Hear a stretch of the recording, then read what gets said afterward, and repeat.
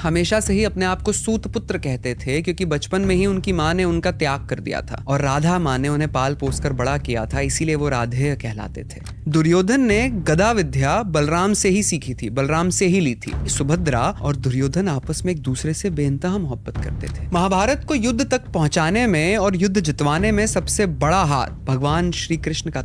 Hello सभी को मेरा नमस्कार, मेरा सलाम। मेरा नाम लक्ष्य माहेश्वरी है और मैं आता हूँ। तो बस आज यहाँ पर हैं राज के स्टूडियो में आप लोगों के लिए कुछ कहानियां लेकर आए हैं। कहानियां हम सबकी जिंदगी में बहुत जरूरी होती है। अगर देखा जाए, सोचा जाए तो हम सब कहानियों से ही मिलकर बने। जो सारी कहानियां बचपन से हमने सुन ली, उन सबका ने बैठकर वीडियो देख रहा है। उसमें से अगर एक भी कहानी नहीं सुनाई गई होती तो शायद आज आप वो नहीं होते जो हैं। तो कहानियां बहुत ज़रूरी होती हैं। वैसी एक पर्टिकुलर कहानी जिसके बारे में आज बात करने के लिए मुझे यहाँ बुलाया गया है, एक ऐसी कहानी कहते हैं जिसके अंदर ह्यूमन लाइफ में जो भी इमोशंस पॉसिबल हैं वो सब आपको उस कहानी में देखने को मिल जाते हैं। मैं बात कर रहा हूँ महाभारत की। महाभारत महाभारत को युद्ध तक पहुंचाने में और युद्ध जितवाने में सबसे बड़ा हाथ भगवान श्री कृष्ण का था। पर कहते हैं कि भगवान श्री कृष्ण ने युद्ध तो नहीं लड़ा, मगर युद्ध के पहले ही वो युद्ध जीत चुके थे। अपने प्रपंच, अपने दिमाग से, अपने षड्यंत्र से भगवान श्री कृष्ण ने ये बात पूर्णतः सत्य सार्थक कर दी थी कि जीतने वाले होंगे तो पांडव हैं। एक छोटा सा उदाहरण जरूर देना चाहूंगा। कर्ण के बारे में हम सब जानते हैं। कर्ण बहुत बड़े महाबली थे। कर्ण इतने बड़े योद्धा थे कि वो अकेले ही पांचों पांडव और पूरी पांडव सेना को समाप्त कर सकते थे। उनके पास इतना बल, इतना कौशल था। श्री कृष्ण भी ये बात जानते थे। कर्ण हमेशा से ही अपने आप को सूत पुत्र कहते थे क्योंकि बचपन में ही उनकी माँ ने उनका त्याग कर दिया था और राधा माँ ने उन्हें पाल पोस कर बड़ा किया था, इसीलिए वो राधेय कहलाते थे। अपनी माँ जिन्होंने उन्हें जन्म दिया था उसके बारे में कर्ण कुछ भी नहीं जानते थे। तो यहाँ श्री कृष्ण का प्रपंच आता है। युद्ध से कुछ दिनों पहले कर्ण को एक कोने में शांत एकांत जगह में ले जाए गए और उनसे कहा गया कि क्या तुम अपने जन्म के बारे में कुछ भी जानते हो? कर्ण ने कहा, मुझे इस बात की जानने में कोई उत्सुकता, कोई लालच है ही नहीं। मैं इसी बात से खुश हूँ कि मैं राधेय पुत्र हूँ। लेकिन श्री कृष्ण नहीं माने। श्री कृष्ण ने बता दिया कि असल में वो कुंती पुत्र हैं। असल में माता कुंती, जो पांडवों की भी माता है, उन्हीं ने कर्ण को जन्म दिया था और समाज के कारण, क्योंकि उनका विवाह तब तक नहीं हुआ था, उन्हें कर्ण को त्यागना पड़ा था। जब कर्ण को ये बात पता चली तो कर्ण फूट फूट कर रोने लगे। पहले उन्होंने कृष्ण से कहा कि देखा माधव, मैं कितना दुर्भाग्यशाली हूँ। सूर्य पुत्र हूँ मैं, कुंती पुत्र हूँ मैं, फिर भी मुझे राधेय के नाम से जाने जाता है। पांचों पांडवों में से श्रेष्ठ पांडव, छठा पांडव, सबसे बड़ा पांडव हूँ मैं। युधिष्ठिर, भीम, अर्जुन, नकुल, सहदेव मेरे छोटे भाई हैं, अनुज हैं। उसके बावजूद भी मुझे राधेय के नाम से जाना जाता है। फिर वो कृष्ण पर गुस्सा करने लगे। उनसे कहने लगे कि वाह माधव, आपने बिना युद्ध खेले, बिना युद्ध शुरुआत किए ही युद्ध यहीं पर खड़े खड़े जीत लिया। आपने मुझे ये बता दिया कि पांडव मेरे अनुज हैं, तो अब मैं उन पर बाण कैसे चलाऊंगा? अब मैं कैसे अर्जुन के ऊपर बाण चलाऊंगा इस उम्मीद से कि मैं उसे मार दूं? अपने छोटे भाइयों का वध मैं कैसे कर सकता हूँ? रोता हुआ कर्ण वापस चला गया और इसीलिए कर्ण ने कभी भी युद्ध में पांचों पांडवों में से किसी को भी मारने की कोशिश की ही नहीं। तो श्री कृष्ण ने युद्ध शुरू होने से पहले ही युद्ध पांडवों को जिता दिया था, सिर्फ इतनी सी एक बात करके। जैसा कि मैंने आपको बताया कि असल में जीतने वाले ही भविष्य लिखते हैं। History is written by winners. जो जीता उसने कह दिया कि वो सही था। पांडव सही हो गए और कौरव गलत हो गए। दुर्योधन, दुशासन और 100 के 100 भाई मर गए क्योंकि वो गलत थे। एक छोटी सी बात आपको जानकर बड़ा अच्छा लगेगा कि असल में उनका नाम दुर्योधन दुशासन भी नहीं था। ये नाम सुनने में ही बहुत नेगेटिव से नहीं लगते हैं कि कोई अपने बच्चों का नाम दुर्योधन या दुशासन क्यों रखेगा। ये जब इतिहास आगे लिखा गया तो उनके नाम बदल दिए गए। असल में उनके नाम सुयोधन, सुशासन थे, लेकिन सुनने में ये इविल, नेगेटिव नहीं लगते ना, इसीलिए उनका नाम बदलकर दुर्योधन और दुशासन कर दिए गए। History is written by winners. Krishna के बड़े भाई बलराम, जिन्हें वो प्यार से दाऊ कहते थे, अपने बड़े भाई कहते थे ही बड़े भाई, वो असल में शेषनाग का अवतार माने जाते हैं। वो शेषनाग जो विष्णु जी के ऊपर विराजित हैं, उनका अवतार माने जाते हैं। बलराम बल में कृष्ण से, दुर्योधन से, वहां हर एक योद्धा से कहीं बढ़कर थे। पर आप जानते हैं कि बलराम ने महाभारत के युद्ध में हिस्सा नहीं लिया था। वो क्यों नहीं लिया था? क्योंकि असल में दुर्योधन ने गदा विद्या बलराम से ही सीखी थी, बलराम से ही ली थी। बलराम के सामने ये सवाल आकर खड़ा हो गया कि अगर वो युद्ध में हिस्सा लेंगे तो किसकी तरफ से लेंगे?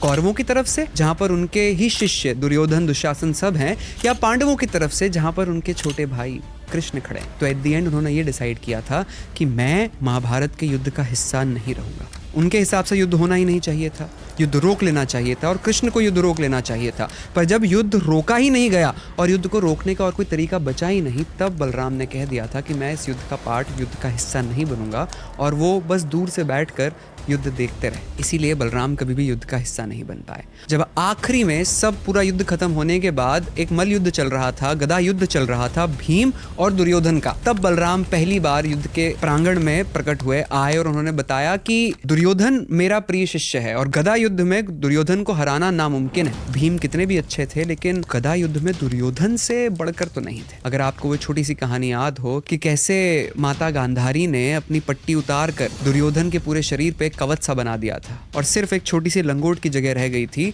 जहां पर वो बांध कर आ गया था कृष्ण के कहने पर। तो जब युद्ध हो रहा था तो कमर के नीचे मारना, गदा मारना युद्ध में अलाउड नहीं होता है, पर कृष्ण ने इशारा किया कि भीम तुम नीचे मारो, और भीम ने जब नीचे मारना शुरू किया तब जाकर दुर्योधन हारा। बलराम वहीं खड़े थे, उन्हें बहुत गुस्सा आया, उन्होंने भीम को श्राप भी दिया था इसी बात पर। So Balram was not a very important part युद्ध पर से, पर बलराम के कारण दुर्योधन को गदा विद्या मिली। दुर्योधन को शायद कह लो कि वो अहंकार मिला कि उन्हें लगता था कि वो पांडवों को हरा सकते थे। मेरा मानना है, मेरा पर्सनल ओपिनियन है कि अगर बलराम युद्ध में होते तो जिस तरफ भी होते वो साइड के जीतने के चांसेस बहुत ज्यादा बढ़ जाते हैं।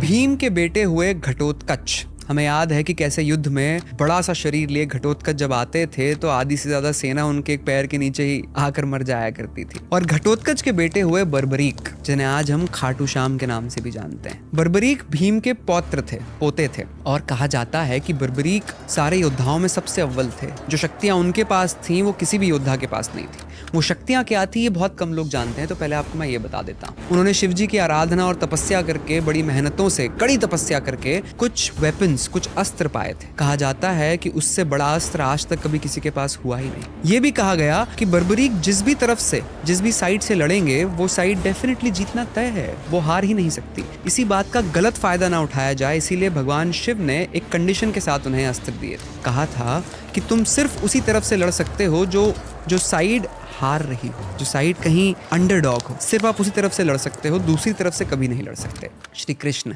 फिर से श्री कृष्ण एक बार बर्बरीक के पास पहुंचे, युद्ध से कुछ दिनों पहल के पास पहुंचे और कहने लगे कि भाई तुम बताओ तुम किस तरफ से लड़ने वाले हो, अपने दादा की तरफ से या कौरवों की तरफ से। बर्बरीक ने कहा कि इसमें मेरा तो कोई से है ही नहीं, मुझे तो भगवान महादेव शिव ने इसी शर्त पे ये अस्त्र दिए हैं कि मैं सिर्फ उसी तरफ से लड़ सकता हूँ जो हार रहे हैं। तो पहले कृष्ण ने कहा कि एक बात तो बताओ वो अस्त्र है क्या। तो बर्बरीक ने 3 बाण निकाले। बर्बरीक को शिवजी ने 3 बाण और एक धनुष दिया था। बर्बरीक से कृष्ण जी ने कहा कि चलो अपने अस्त्र का एक डेमोन्स्ट्रेशन दे दो, मुझे दिखाओ कि अस्त्र काम कैसे करते हैं। तो बर्बरीक ने कहा बताइए क्या करना है। कृष्ण ने कहा कि ये पेड़ दिख रहा है, इस पेड़ की सारी हरी पत्तियों को भेद दो। बर्बरीक ने 3 बाण निकाले। पहले बाण से उसने सारी हरी पत्तियों को मार्क कर लिया। दूसरे बाण से उस पेड़ में जितनी भी पत्तियां जो हरी नहीं थी उन्हें अनमार्क कर दिया। तीसरी बाण से जब उन्होंने फायर किया वो बाण, तो सारी पत्तियां जो हरी थी उन सब में एक एक छेद हो गया। कृष्ण ने वो अस्त्र की असल महिमा जानने के लिए उसमें से एक पत्ती अपने जूतों के नीचे छुपा ली थी, अपने पैर के नीचे बंद कर ली थी। तो वो बाण जब सारी पत्तियों को छेद कर कृष्ण जी के पैर के ऊपर आकर हवर करने लगा, खड़ा रह गया, तब बर्बरीक ने कहा कि हे माधव अपना पैर हटाइए, जरूर एक पत्ती आपके पैर के नीचे भी है। बर्बरीक चाहता तो पूरा का पूरा युद्ध 5 मिनट में खत्म कर देता। पूरी सेना को मार्क, बची हुई सेना को अनमार्क, और जैसे ही वो फायर करता तीसरा बाण सब कुछ खत्म हो चुका होता। ये बात कृष्ण जानते थे और उन्होंने बर्बरीक को अपनी बातों में उलझा लिया। उन्होंने कहा कि अगर तुम हारने वाली तरफ से लड़ने लगे तो डेफिनेटली वो तरफ जीतने लग जाएगी, फिर दूसरी हारने लगेगी, फिर तुम्हें उधर से जाकर लड़ना पड़ेगा, फिर जैसे ही तुम उधर जाओगे वो जीतने लगेंगे, फिर तुम्हें इधर से आके लड़ना पड़ेगा। तो क्या तुम ऐसे ही खेलते रहोगे पूरे समय। बर्बरीक थोड़ा सा कंफ्यूज हो गया कि अब क्या करें। तो कृष्ण जी ने उसे अपनी बातों में फंसाकर उससे दक्षिणा में अपना सर मांग लिया। बर्बरीक था तो भीम का पोता ही, बात से पीछे जा नहीं सकता। वहीं बर्बरीक ने अपना सर काटा और कृष्ण को पेश कर दिया। कृष्ण जी से उन्होंने एक आखिरी चीज और मांगी थी। बर्बरीक ने कहा था कि प्रभु मैं युद्ध देखना तो चाहता हूँ, तो प्लीज ऐसा कुछ इंतजाम कर दीजिए कि मैं युद्ध अपनी आंखों से देख पाऊं। तब एक बहुत बड़े पहाड़ की चोटी पर श्री कृष्ण ने एक त्रिशूल, एक भाले के ऊपर उसका सर लगा दिया ताकि वो पूरा का पूरा युद्ध देख सके। एक और बहुत खूबसूरत सी चीज है कि पूरा युद्ध खत्म होने के बाद 5 पांडवों को कृष्ण बर्बरीक के पास ले गए, ये कहकर कि ये सबसे बड़े योद्धा हैं, ये अगर होते तो तुम जीत नहीं पाते, तुम्हें सबसे पहले इनका आशीर्वाद लेना चाहिए। जब बर्बरीक के पास पहुंचे तो 5 पांडव युधिष्ठिर को छोड़कर 4 पांडवों के अंदर एक अहंकार आ चुका था। सब एक एक करके बर्बरीक से पूछ रहे थे कि आपने तो पूरा युद्ध देखा है, शुरुआत से लेकर आखिर तक, तो बताइए किसके बिना युद्ध जीता ही नहीं जा सकता था। भीम ने कहा हाँ बताइए, बताइए कौन था जिसके कारण सारी सेना समाप्त हो गई। अर्जुन ने कहा हाँ बताइए सबसे बड़ा योद्धा कौन था। चारों ने अपने अपने तरीके से पूछा। बर्बरीक मुस्कुराए और कहने लगे कि मैंने युद्ध शुरुआत से लेकर आखिर तक हर क्षण देखा। एक शख्स जिसके कारण युद्ध जीता गया, जिसके बिना युद्ध जीतना असंभव था, वो सिर्फ और सिर्फ श्री कृष्ण थे। उन्हीं के कारण युद्ध जीता गया, वरना युद्ध जीतना तुम्हारे बस की बात नहीं थी। इसी बात से खुश होकर श्री कृष्ण ने बर्बरीक को वरदान दिया था, आने वाले सदियों तक जब भी कोई हारा हुआ इंसान, जब भी कोई अंडरडॉग जो अपनी जिंदगी में बहुत परेशान है तुम्हारे पास आएगा तो उसकी सारी मनोकामनाएं पूरी होंगी। इसीलिए आज भी खाटू श्याम के मंदिर को इतना भव्य माना जाता है।